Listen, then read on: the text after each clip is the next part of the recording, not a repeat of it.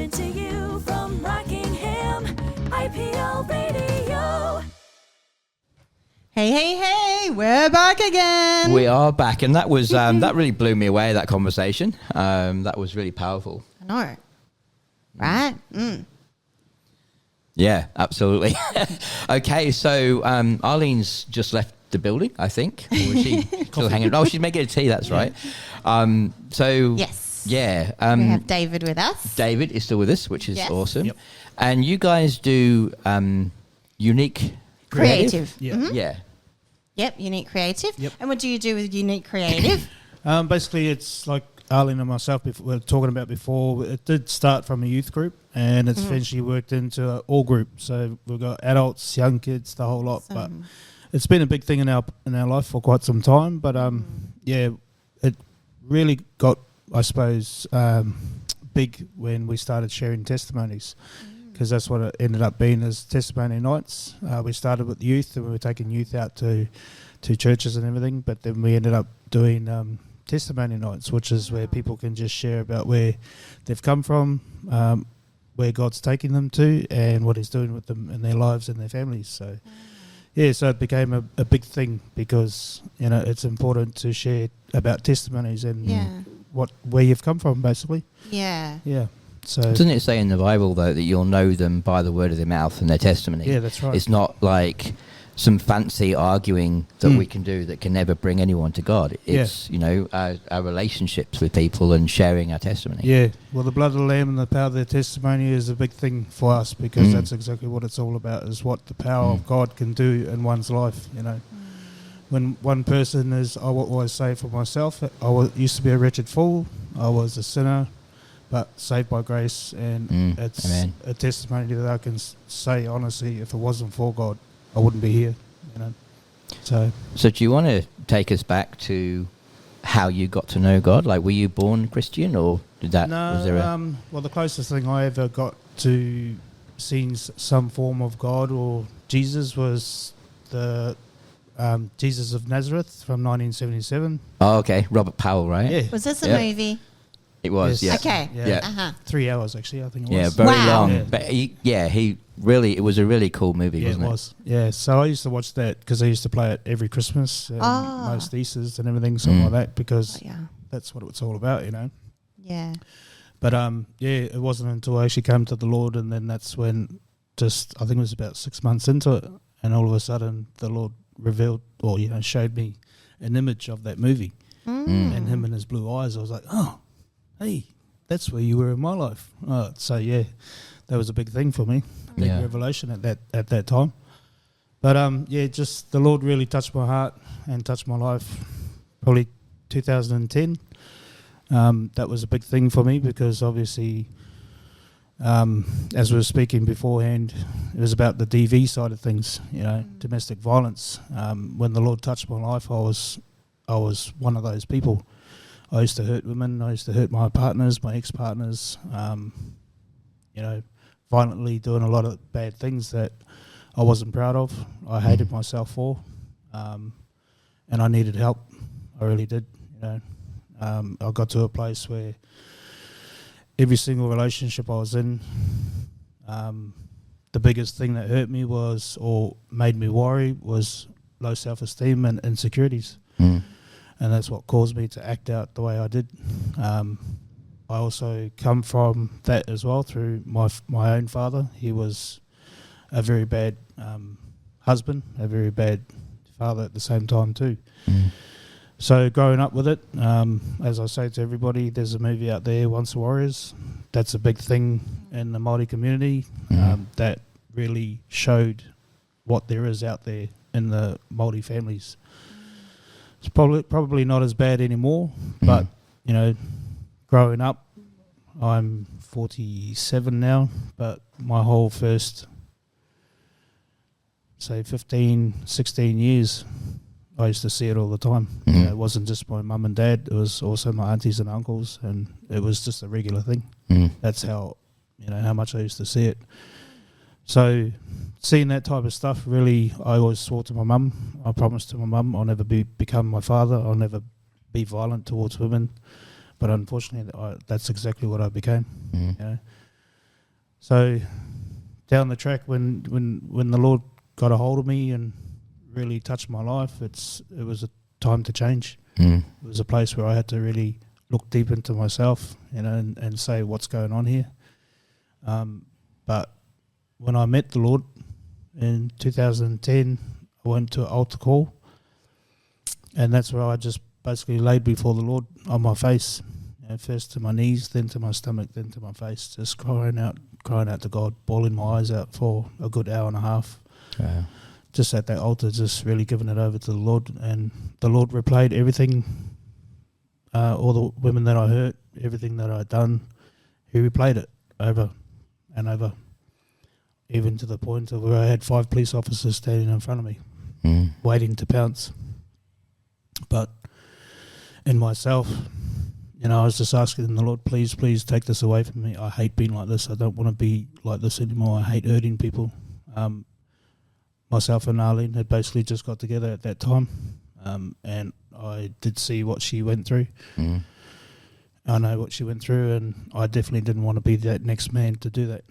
So in that whole time of, searching the Lord, asking the Lord, and finding out whether he's real in my life, that was one of the biggest things that I had to do, is really, really ask God to take away everything that hurts me, that's killing me, that's causing me to do this. And it got to that point where he really did. After that whole hour and a half, he honestly released me from so much pain, heartache, hurt, trauma, damage, everything that I saw, everything that I did, everything that I became. So if it wasn't for him, I'd probably be dead, locked up, or who knows where. But, so that is me to a nutshell, and I always say to the Lord that I'll always speak about where I've come from, because the power of the testimony, what he did in my life, brought me out of that pain and suffering that I was going through. Even though I was causing pain and suffering myself, I also got to a place of where I had to apologise to the women that I had hurt. God made me apologise to them. How did that feel like when you were face to face with the everything face to face over the phone? Because obviously I was in Brisbane at one stage, and that's where most of it happened. A little bit in Sydney too, in Melbourne. So wherever I went, that issue of low self-esteem and insecurities and everything, it followed me.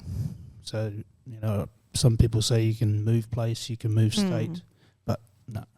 If you've got issues to deal with, it's going to keep following you wherever you go. So but it was, for me, it was, I think by the time God got me to that place of now you need to say sorry, I was quite happy to say sorry, because I really, really hated who I was. It was depressing me the whole lot, but when I found God, I found what I needed. I found love, That's one thing throughout my whole life, that, because I think most of us who are chosen by God, loved by God, we're all the black ducks, we're all the ugly duckling, or whatever it may be, the black sheep.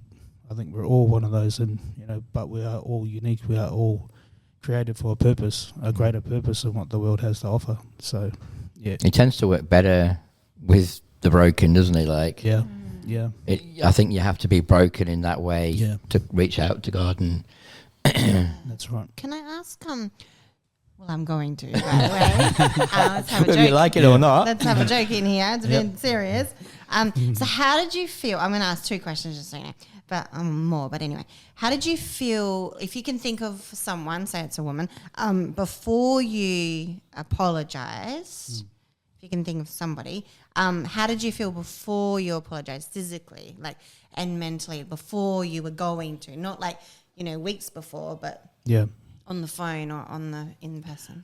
Well, I think because the Lord brings you to that place of humility, humbleness, breaking off all the pride and the anger and the issues that you've got, and it just got me to that place of fully submitting to the fact that I need to say this. I have to say this, because even when I rang them, they were actually saying, no, it's okay, it's all right, it wasn't your fault. I'm like, no, hang on. Said? Yeah. Okay. I said, no way ever was it your fault. And that's the thing that, obviously God had to show me, tell me, and teach me that they need the apology. They need the Closure. the closure, the breakthrough, the everything. Oh, yeah. Because, like I think Arlene was talking about, is that when it comes to a violent man is an insecure man, a violent man is a prideful man, a violent man is a person who has no care for anybody but himself. So I had to go through all of that and understand that that's exactly what I was. Is I was a selfish man who was so insecure and broken.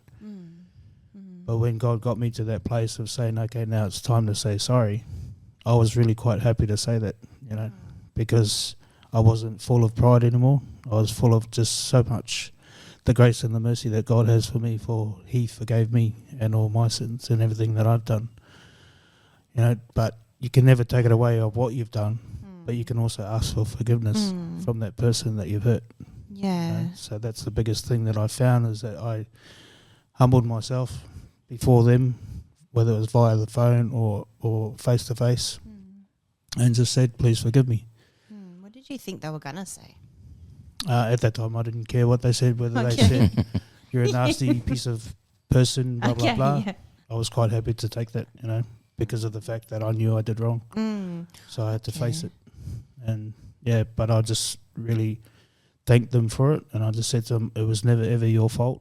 It was not you, it was me. Yeah, that's nice. Yeah, so that's why I always, in my testimonies, I always have to really say that that's how God made me do it, because it's important for the women that you hurt. If you are a DV person out there, a male, you need to come to that place where you got to first recognise that you've got issues, you've got problems, and it's not the ones that you're hurting who have the problem, it's actually you yourself. Yeah, So- okay. Just need to go to a quick song. Coming to you from Rockingham, IPL Radio. So for people that are wanting to say sorry and thinking about that, why do you think that's important? I think it's really important because, I know it's really important because it does help the woman or the man find closure to also be able to forgive that person, but to just really be able to move forward in their life. Because if a man stands there after hurting another person, or a woman standing there, and they actually have no remorse whatsoever, you can see it. You can tell that this person does not care at all. But it does give that person closure to be able to see that there's remorse there. They're really honestly saying sorry. Because a person cannot move on. It doesn't have to be just domestic violence. It can be anything. It can be just someone stealing from you, something very precious to you, I suppose, and someone takes that away from you. Basically, a woman gives her heart, her soul, her everything to a man who she believes that's going to be the best thing for her life, and he turns around and ruins it by starting to hurt her or beat her or whatever it may be. But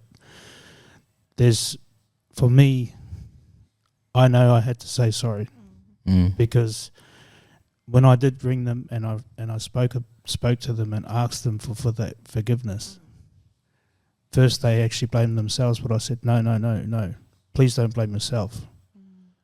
It was me. It's me. I'm the one who had the issue. I'm the one who had the problem.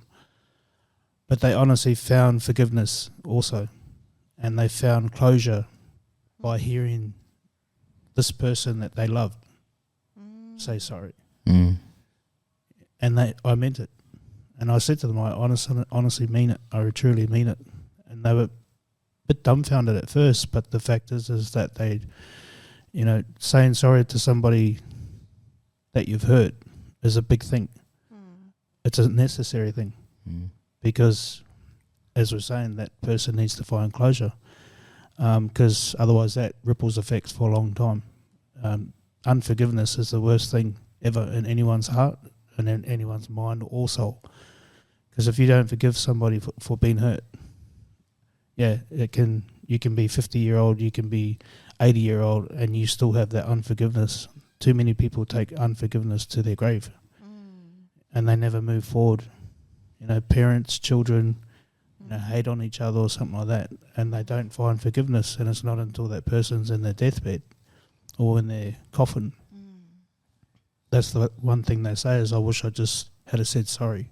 I wish they had just said sorry to me, and I would have forgiven them, So that's something that you never want anyone to be able to you want a person or a man who does the DV, you want him to say sorry, because it does help in the long run, Women are still hurting to this day just because of that fact that the man didn't say sorry for hurting them. And majority of the time these days they're out there still moving forward with their children. And where's the father? Who knows? Half the time. They usually already got another family and everything, but they don't care.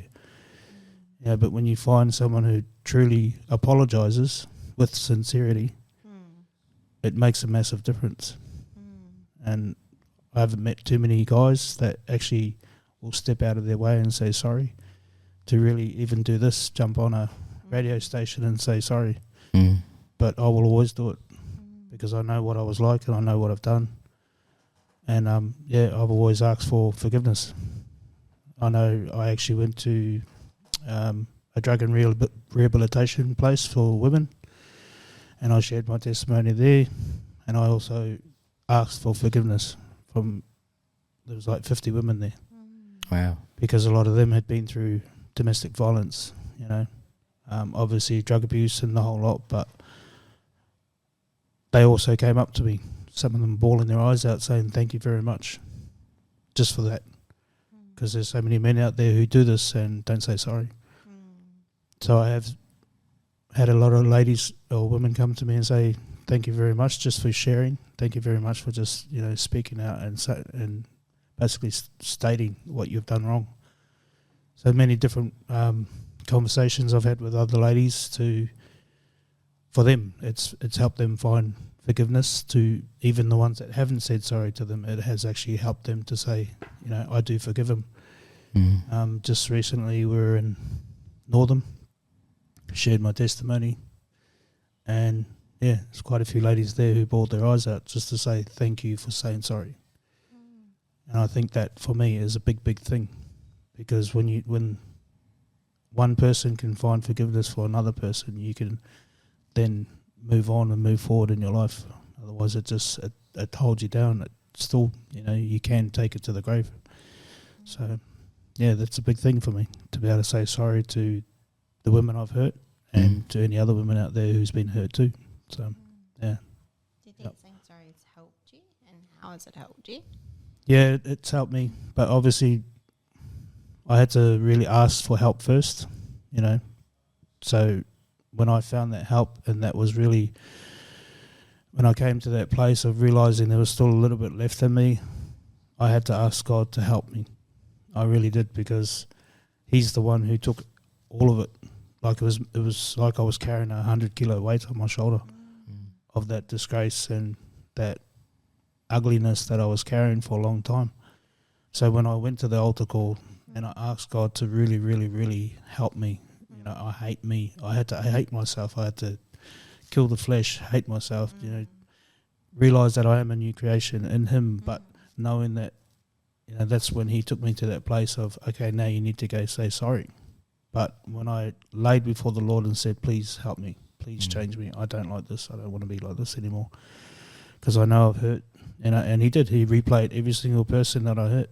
He showed me them by vision, and the police that were in front of me by vision, and just played it over and over.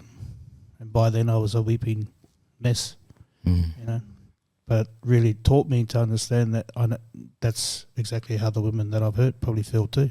Yeah. So, that's what He did. He took me to that place of realising I had to go and say sorry, because it really means something to everyone, And when you said your story, you ended it by saying that's me. So how would you describe yourself now? Me now? Because you said it just now. Yeah, I'm a man who definitely, I love my wife now. I'm a person who has come from being a domestic violence person to realising that, the change in me it was actually to change my whole heart.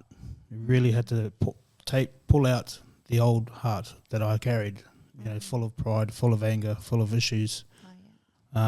Obviously seeing what I saw when I was younger, the visions, the waking up early hours of the morning, hearing, fights and things going on in the kitchen, and realising if it wasn't my auntie or uncle, it was my mum and dad and everything like that. So that was a trauma thing for me too, because for now I'm a light sleeper. Oh, okay. But now it's for more, when I hear things going on, it's making sure that my family is okay. It's making sure that my wife is okay, because she's the first and foremost for me now, my wife and then my kids and then everything else around us. So that's really how I am now as a man. When I first ended up with my wife, Arlene, that little bit was still there, hence the reason why I had to go to God and say, Lord, I don't like this, I hate this. You need to help me. But we were both, as she shared her story too, we were both broken people together, and then we started with our first 3 kids, then we ended up with the whole 6 of them. So we had 2 broken parents with 6 broken kids. Wow. So, and then it's all of trying to stay focused on God and trying to find peace in our Brady Bunch sanity, It was full on. So really seeking God in every circumstance, whether it was happy or bad. Yeah. And really staying focused and knowing that, because God gave me a revelation that it's the enemy who tries to cause the issue. Yeah, that's it's right. the enemy who's going to try and make me go back to the old ways. It's the enemy who's going to make my wife angry, or, her trauma will set off my trauma. So there was a thing there where we had to try and trust God and ask God for the healing power, that power that he can give to everybody. And it was there for us but we had to ask him, please, Lord, help us, heal us, fix us. Wow. Yeah. So in the same way that, we mentioned before, like with what you've been through, does that give you a heart to reach out to perpetrators of domestic violence, to be able to reach them and help them with their anger? Yeah. Well, I believe that's what God does. He takes you away from what you have lived in the world, or what you were in the world, or what you've done in the world, and he'll fix you, heal you, mend you, and send you back so that you can help those. You can be the light in that darkness, In the right? darkness, yep. So that's why I have no worries or anything about going back to something like that and sharing. Everyone has a testimony, everyone has a story, but my story is exactly that. And if God wants to take me back into that, to help those men out there who don't know how to say sorry, who don't know how to admit the fact that they were wrong, I'm quite happy to go in there and say, look. And I think that would be a powerful, Oh. life-changing, because, sometimes when men go to, those kind of workshops where they teach them how to deal with anger, often they're actually facilitated by women. Yeah. And, there'd be like an impasse there where it would be like, how can you tell me to behave in this way when you're not coming from that DV background, That's but right. with you, because you've been in that place, that's a really powerful story, Yeah. Well, one of the ladies that were in Northam, she actually just said, you need to share this. You need to be that voice back in those type of places so that you can help other men. There's quite a few of the ladies there that said that, and I've always seen it myself, because I know that's what God does. He makes us strong so that we don't go back in there to go do exactly what has already been done. He makes us strong with him so that we can go back there and help those who are living the darkness in itself. Because when you hate yourself and you know it, but yet it's everyone else's fault, it's very twisted. Because you blame everybody else, but actually it's yourself who's got the issue. It's yourself who's got the problem. So you blame everybody else, but in the end, it's actually you. So and only you can do anything about that change, right? Apart from God, obviously. That's right. Yeah, because I had to make the decision first. I had to kill the flesh. I had to, change from the old to the new and say, Lord, okay, I'm nothing but a wretched fool. Help me, fix me, heal me. And then if He says go back into it, I'm quite happy to go back, because majority of the time, a guy who I believe and I know who causes or commits domestic violence, he's actually just a bully. And I know guys who, you know, are very big and they've done this type of stuff, but yet as soon as someone comes to test them, they cower. So they go for the weak, and I'll confess to that you know, you go for the weak, you say to your girlfriends or whoever it may be that, oh, who would want you? Nobody would want you. This is the type of stuff that a man who's so, you know, indulged in his own self-righteous stupidity, you know, he will actually cause that woman to believe that she's nothing. Yeah. You know, and she'll hurt her and make her believe that it was her fault. It's like, how does that work? You know, that's just, for me, sick. So the man's sick. The man needs help. The man needs, you know. It is a form of sickness, isn't it, really? It's you know, that inability to communicate your needs or whatever. That's and right. So I guess it boils over as anger and frustration, and it's learning how to deal with that, right? Yeah, learning how to deal with it and learning how to speak, learning how to let it out. Because a lot of people, you know, TD Jakes once had a conference meeting, he emotions, and he spoke heavily on that. It was all about how men go into the caves, but men sometimes do come out, but majority of the time they don't. They go into the caves to try and process, but half the time they come out there even worse, because when they're ready to, you know, admit what their problem is, there's not too many resources for that, I suppose. There's the AA, there's the DA and all that, but is there a DV, you know, domestic violence, a place where a man can actually go and admit that he has a problem with hurting women? Because technically in his own heart he's hurting himself, but he doesn't know how to deal with it. So that was me, really. Yeah. So I had to learn, well, first and foremost was to admit that I had the issue. But then when I met God, he actually really cleaned me up fully. It was amazing. You know, so that was my counsel, and haven't done it since. Yeah. But the fact is that going to say sorry is a big thing for me. Yeah. And that was pretty much like the change in direction for you kind of thing. Yep. Like, it was as much helpful to the women as it was to you, right? Yeah. Because it was a turning point. Yeah.